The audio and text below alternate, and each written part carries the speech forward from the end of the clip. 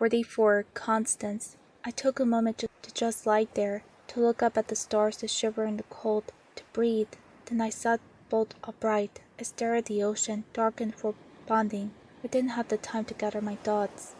I had to get back to my apartment, to my home. I had to make the antidote. I had to save everyone. I stared long at the dingy strip of beach I had landed on. I couldn't quite say I swam here. The surge had taken me. The waves had been pulling me back.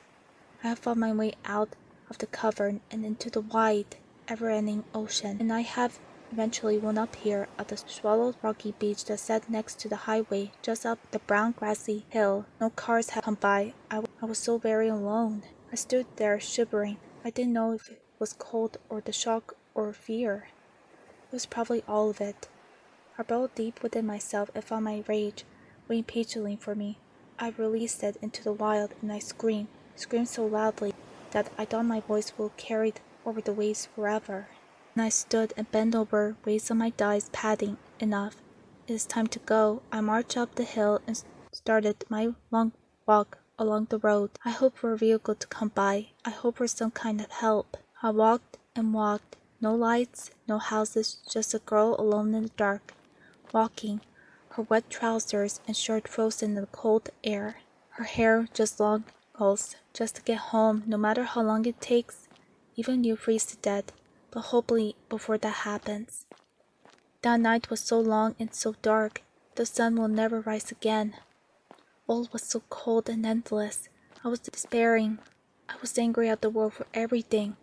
For the machine, for the ink, for all of it. At least we stopped it.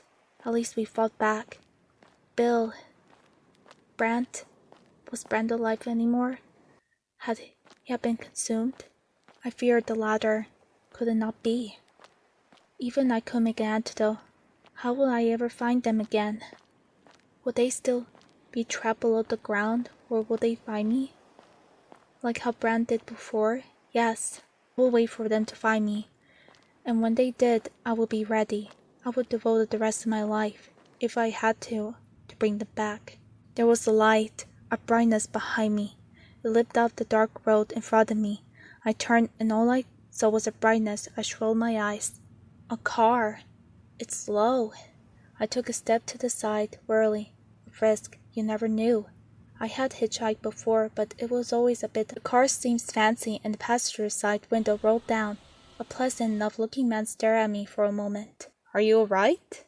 he asked, looking concerned. "Just cold." "Well, do you want a ride?" he asked it.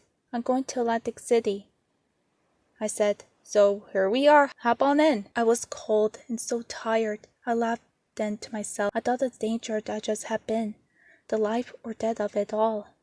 If I could face that, I could face anything. I opened the door and slipped inside, closing the door behind me. It was warm. I also wasn't alone. "There's no escape," said Scott from Jen, staring at me wild-eyed. "You can never escape." I stared at him.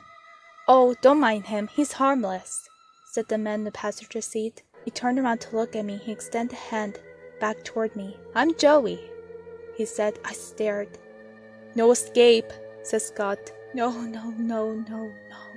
The car speed off.